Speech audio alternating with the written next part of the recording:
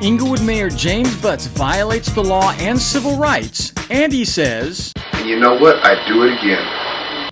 When James Butts ran IPD, violent crime went up 48%, the highest in the city's history. But after he left, it went down for 8 years straight, to about 1/3 of when he was in charge.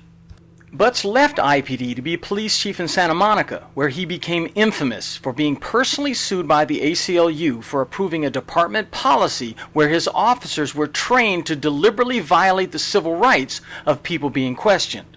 Butts asked the court for immunity from being sued because he was a police officer, but the court repeatedly denied his request, saying that Butts had to stand trial with the rest of the defendants. Butts then asked the United States Supreme Court to review the case, but the Supreme Court also denied Butts' request, which forced Butts and his department to abandon their illegal and unconstitutional policy. Now, you might think that Butts being personally sued by the ACLU for civil rights offenses, and then Butts losing several appeals to the lower court, and then Butts having to go to the Supreme Court for help, only to have the Supreme Court deny him, might have made Butts a little squeamish about violating the law and civil rights. But you'd be wrong. In fact, people who regularly attend Inglewood City Council meetings know that after James Butts became mayor of Inglewood, California, he had no shame about violating meeting rules, state law, and civil rights to hide things from the public that he wanted hidden. He not only regularly interrupted and argued with speakers during their time to speak, but if he didn't like what the speaker was saying, especially if it was about him, he just told the speaker that their time was up when they actually had time left. Or he'd recess the meeting so that the cameras could be turned off, or he'd just illegally eject the speaker from the meeting. So, after about 2 years of Butts abusing his power as chairman of Inglewood City Council, 2 complaints were filed with the Public Integrity Division of the Los Angeles County District Attorney's Office, their Bureau of Fraud and Corruption Division. And the DA found that Butts violated free speech rights by violating both state law, the Brown Act, and the First Amendment to the U.S. Constitution. In a 4-page report, the DA repeatedly stated that James Butts' actions in 2 meetings were clearly and unambiguously unlawful. And keep in mind, the DA only investigated the meetings where people made formal complaints. James Butts engaged in the same type of unethical and illegal actions on a regular basis.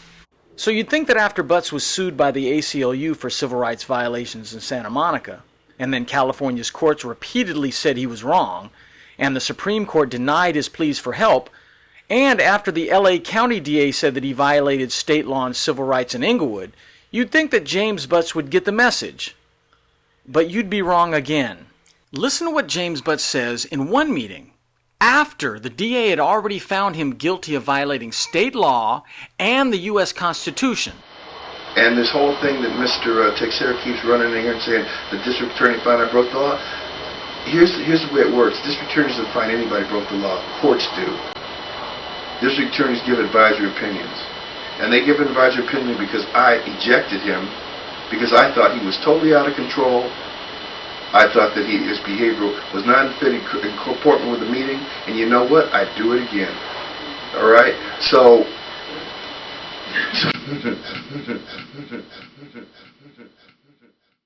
James Butts loves to try to mislead the public to hide his misconduct, and that's exactly what he's doing here. James Butts tried to convince the public that he knew more about what the DA's job was than the DA. Despite James Butts' lies, the fact is that the LA County DA's office wrote this letter to Inglewood City Council because it is the DA's job to determine if James Butts broke the law. And in its 4-page letter, the DA repeatedly said that Butts did break the law. Now, because Butts is a mayor, the DA doesn't immediately file charges against him. The DA gives Butts the benefit of the doubt, explains to Butts how he broke the law, and warns him not to do it again. In its letter, the DA said, quote, "We reviewed recordings of City Council meetings on August 27, 2013 and September 24, 2013, and observed that Mayor Jim Butts interrupted a member of the public who was making public comments and then ordered that person to be excluded from the meetings. As explained below, we conclude that the actions at both meetings violated the Brown Act." In its 4-page letter to the council, the DA described California's Brown Act that protects the public's right to address city council meetings. And the DA cites many court rulings that found that a member of the public can only be ejected from a meeting if they actually cause a disruption, or delay the progress of a meeting. James Butts lied to the public, saying that he ejected the speaker for being, quote, totally out of control, unquote. But the DA proved that Butts lied to the public, saying, we find that Mr. Texera did not cause any actual disruption at either meeting at issue. Thus, excluding him from each meeting was unlawful. James Butts also lied to the public, saying that a citizen's constitutional right to free speech did not give them the right to say that Butts had lied. But the DA corrected Butts, saying, quote, Mayor Butts' declaration that the conduct he was curtailing was not an exercise of free speech is incorrect.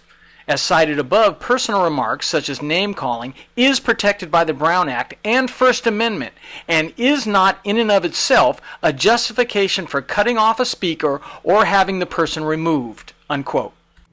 And the DA again contradicts James Butts' lies that he ejected the speaker for being, quote, out of control, when the DA states, quote, Mr. Texera did not cause any disruption at this meeting. Therefore, it was unlawful to cut his comments and exclude him from the meeting. The DA goes on to say, likewise, Mr. Texera did not cause any disruption at the meeting on September 24th, 2013. And the DA ends by saying, again, it was unlawful to cut off Mr. Texera's comments and have him excluded. So James Butts was very clear about what his excuse was for illegally ejecting someone from a city council meeting. Butts stated, I ejected him because I thought he was totally out of control, totally out of control, totally out of control. So James Butts says that he didn't eject the speaker because the speaker was criticizing him, but because the speaker was out of control. Let's see if that's true. First, let's see if Butts ejects everyone who's out of control. These are Inglewood's official council meeting rules, and the rules clearly state that a person may be ejected from a meeting for, quote, acts which disturb or disrupt the order of the council meeting, unquote. But let's see if that's what James Butts does. Excuse me, folks. I don't understand what you're saying because we're talking all at once. So, folks, please. Oh, ma'am. What is going wrong with our one? Why can't the four-play, two-play, one-play, get everything they need? It's always money, Ma'am, thank you. I'm tired of leadership talking about money. Thank we giving you money. What you doing with nothing but putting it in your pocket. I'm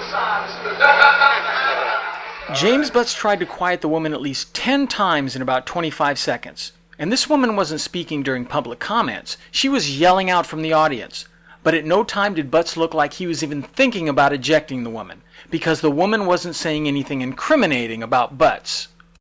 So Butts doesn't eject everyone who's out of control from meetings. And in fact, Butts thought it was all right for him to be out of control by refusing to leave the podium when he was thrown off of Inglewood's mayoral ballot in 2010. The facts were obviously being manipulated. Thank you very much. As a note, Thank you very much. if I could have I gave you the 1 minute. I gave you the 1 minute.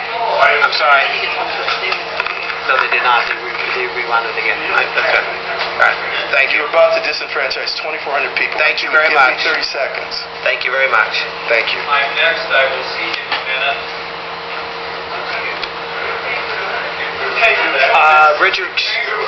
Richard Cavalier? No. No, because we're starting having other people doing the same thing. And he has his campaign manager hold up a sign in council chambers. All of this was against meeting rules. And James Butts was so out of control, he wasn't done breaking the rules yet. And then there was just one other thing that Mr. Butts said. He made a statement, and I forgive him for it, but he said that the city clerk verified his residency, and I was the one that called, and I was not. It was my deputy, Cheryl Moore, who sits on beside of me, and I just want that to be clarified. Excuse me. Point of order. Point of order. Sergeant of Arms, please. We must have this council remain before us. You'll allowed to speak a little bit later. Please finish your comments. Please finish your comments. Please finish your comments. Please. Sergeant of Arms, Apologies please. accepted. Point of order. Point of order. Apologies are accepted. I will remind the audience that public session is over at this time. It is now for this council to hear from our staff before we make our determination. This sign is prominently displayed in front of the dais in the council chambers where the city officials sit. It states that the public is not allowed to approach the dais during meetings unless given permission. But being so out of control that he repeatedly yelled out from the audience, disrupting the meeting, wasn't out of control enough for James Butts. So he decided to break this rule as well. All right. Apology is accepted. I know people make mistakes. You know, this is Mr. Butts, please remove your presence from the city clerk. Sergeant of Arms, please remove him from the city clerk. Thank you.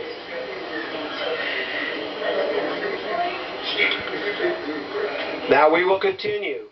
That's being totally out of control. These are the official rules for the city council meetings in Inglewood. And as the rules clearly state, there is no applauding allowed in the meetings. However, one of the public's biggest complaints about James Butts is his biased and blatant abuse of his power as council chairman. He will eject a resident for speaking out or applauding to support one of his critics, but he regularly allows and promotes the same actions from his supporters as he does here. Address and we're in the right place.